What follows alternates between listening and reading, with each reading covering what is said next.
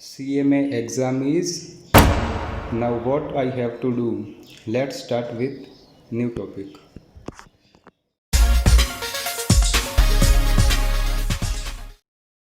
Hello friends, तो आज के वीडियो में हम बात करेंगे कि आपको दिसंबर 2020 अटेम्प्ट के लिए बोथ ग्रुप की प्रिपरेशन कैसे करनी है।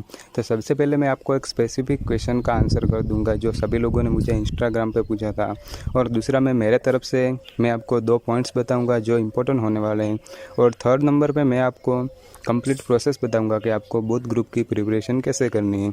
तो वीडियो आखिर तक देखिएगा तो आपको समझ में आ जाएगा। तो चलिए स्टार्ट कर दें।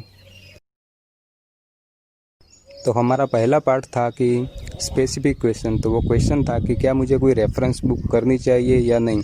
तो मेरे हिसाब से आपको सिर्फ डायरेक्ट टेक्स्ट में ही रेफरेंस बुक करनी चाहिए। अगर आपको समझ में नहीं आ रहा है कि कौन सी डायरेक्ट रेफरेंस बुक करें, तो आप मैं आपको टेलीग्राम में लिंक दे दूंगा, अदरवाइज़ मुझे इंस्टाग्राम पर DM कर देना, मैं वहाँ पर बता दूंगा।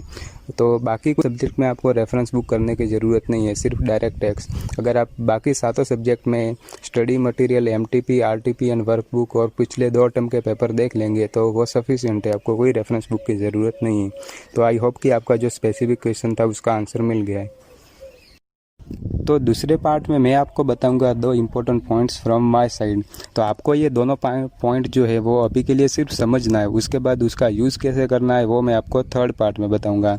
तो स्टार्ट विथ फर्स्ट पॉइंट। तो हमारा पहला पॉइंट है कि आपको जो बोथ ग्रुप के 8 पेपर्स है उसमें से 2 पेपर्स ऐसे निकालने हैं जिसमें आपके सबसे ज़्यादा इंटरेस्ट हो। मीन्स आप इवनिंग, मॉर्निंग या आफ्टरनून कोई भी समय आप इसे पढ़ सकते हैं। मीन्स आपको कोई कंटाला नहीं आता ये दोनों सब्जेक्ट करने में, तो उसे आप सबसे पहले साइड कर दीजिए, वो 2 सब्जेक्ट। तो अब मैं आपको दूसरा पॉइंट बताता हूँ। तो दूसरा पॉइंट ये है कि आपको ईच ग्रुप के लिए कितना टाइम अलॉट करना है वो आपको डिसाइड करना है। फॉर एग्जांपल ग्रुप 2 के लिए आपको 20 डेज अलॉट करने हैं और ग्रुप 1 के लिए आपको 25 डेज अलॉट करने हैं। तो ये आप कैसे डिसाइड करेंगे तो मैं आपको बताता हूँ। मैं एग्जांपल लेता हूँ ग्रुप 2 का। ग्रुप 2 में अगर आप पेपर नंबर 9 देखेंगे तो उसमें जितनी भी स्टडी नोट दी हुई है उसमें आपको देखना है कि स्टडी नोट 1 में मेरा कितना टाइम जाएगा, स्टडी नोट 2 में कितना टाइम जाएगा। उस तरह से आपको फॉर एग्जांपल पेपर नंबर 9 का आपने एलोकेशन कर दिया कि मुझे पेपर नंबर 9 में 4 डेज लगेंगे। उस तरह से आप ग्रुप 2 के सारे सब्जेक्ट के लिए आप अपना टाइम एलोकेशन कर सकते हैं। उसके बाद कम आप एग्रीगेट कर लेंगे तो आपको पता चल जाएगा कि आपको ग्रुप 2 में कितना टाइम जाएगा और आपको ग्रुप 1 में कितना टाइम लगेगा। तो उस तरह से आपको अलॉट करना है, जिससे आपको एक शेड्यूल मिलेगा कि मुझे ग्रुप 2 इतने दिन में कंप्लीट करना है और ग्रुप 1 इतने दिन में कंप्लीट करना है। तो आपको मैं इसके यूज़ के बारे में भी बताऊंगा पार्ट 3 में। तो आपको ये जो मैंने पॉइंट बताए 2 पॉइंट की, आपको सबसे पहला पॉइंट था कि आपको कैसे 2 आपको सब्जेक्ट चूज़ करना है जिसमें आपका सबसे ज़्यादा इंटरेस्ट हो, आप कोई भी समय पढ़ सकते हो। और दूसरा पॉइंट मैंने बताया कि टाइम एलोकेशन। तो ये दोनों पॉइंट का यूज़ मैं आपको चलिए पार्ट 3 में बताता हूँ। आई होप कि आपकी अभी तक कोई सिंगल ग्रुप की प्रिपरेशन कंप्लीट हो गई होगी। अब सिर्फ आपका कोई दूसरा ग्रुप ही बाकी होगा, तो मैं आपको उसका शेड्यूल बताता हूँ। उसके बाद आप अपना साइमल्टेनियसली दोनों ग्रुप का रिवीजन कर सकते हैं। तो अब मैं आपको दिखा देता हूँ कि मैंने जो आपको 2 पॉइंट्स बताए उसे आपको कैसे यूज़ करना है। तो यहाँ पे मैंने ग्रुप 2 का एग्जांपल लिया है, तो अगर आप उसी तरह से सेट कर सकते हैं तो अच्छा रहेगा। तो यहाँ पे मैंने लिखा है टाइम एंड सब्जेक्ट, मीन्स इतने टाइम में आपको ये सब्जेक्ट करना है। तो यहाँ पे मैंने सबसे पहले लिखा है 7 to 9:30 account and audit. Means अगर आप इवनिंग में मीन्स मॉर्निंग में अकाउंट एंड ऑडिट करेंगे, मीन्स जो ऑडिट होगा वो थियरिकल होगा, तो वो आपके लिए अच्छा रहेगा। उसके बाद मैंने यहाँ पे लिखा है 9:45 to 12 PM तक इन डायरेक्ट टैक्स। तो यहाँ पे आपको 15 मिनट्स का ब्रेक भी मिल जाएगा और आप इस आसानी से मीन्स 4 to 3.5 और 4 आवर्स आप अपना रीडिंग कर सकते हैं मॉर्निंग में, तो जो आपके लिए बेनिफिशियल रहेगा। बीच में आपको 1.5 आवर आपको ब्रेक मिल जाएगा आपके लिए लंच के लिए।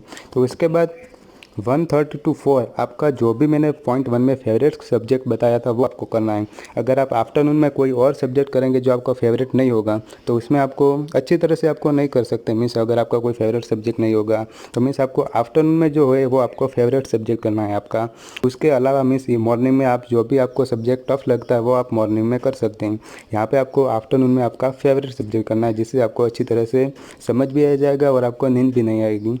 उसके बाद 4 to 4:30 आपको फिर ब्रेक लेना है। मीन्स अगर आप फेवरेट सब्जेक्ट होगा उसके बावजूद भी, क्योंकि आपको आफ्टरनून में रीडिंग करेंगे उसके बाद आपको हाफ आवर ब्रेक चाहिए होगा, तो यहाँ पे आपको ब्रेक मिल जाएगा हाफ आवर। उसके बाद 4:30 to 7:30 आपको कोस्ट एंड एफएम करना है। यहाँ पे आप सब्जेक्ट अपनी तरफ से सेट कर सकते हैं। यहाँ पे आपको फेवरेट है, यहाँ पे आपको फेवरेट रखना है। उसके अलावा आप अपनी तरह से आप अपने सब्जेक्ट सिलेक्ट कर सकते हैं।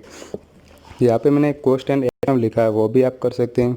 उसके बाद यहाँ पे मैंने लिखा है 7:30 to 9:30 आपको 2 आवर्स ब्रेक मिल जाएगा, जो आपको होगा डिनर के लिए। उसके बाद 9:30 to 11 PM तक आप अपना फिर से फेवरेट सब्जेक्ट करना है, जिससे आपको इवनिंग में भी आपको कोई परेशानी नहीं होगी। आपको जो शाम को इवनिंग के टाइम में मीन्स नाइट के टाइम में भी आप अपने अच्छी तरह से सब्जेक्ट कर सकते हैं, अगर आपको कोई फेवरेट सब्जेक्ट होगा इस टाइम में। तो आई होप कि आपको मैंने जो समझाया वो आपको पता चल गया होगा कि आपको कैसे करना है।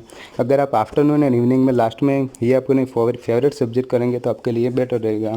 तो यहाँ पे अप्रोक्स आपका 8 to 9 hours daily means 8 to 9 hours आपका डेली रीडिंग होगा। तो अगर आप 4 मंथ्स कम्प्लीटली अगर 8 to 9 आवर रीडिंग करेंगे तो आप अच्छी तरह से सिर्फ पास नहीं होंगे, मीन्स अच्छे मार्क्स के साथ पास होंगे। तो आपको पूरा फोकस अब दोनों ग्रुप में लगा देना चाहिए। और आपकी जो एग्ज़ाम है अब दिसंबर में ऑलमोस्ट फिक्स है, तो आप उसी तरह से अपनी प्रिपरेशन करना। अगर वीडियो पसंद आए तो लाइक शेयर एंड चैनल को सब्सक्राइब कर लेना, जिससे आपको कोई भी फर्दर अपडेट होगी और ऐसे वीडियो के लिए आपको मिलते रहेंगे। तो चलिए मिलते हैं अगले वीडियो में। Thank you for watching.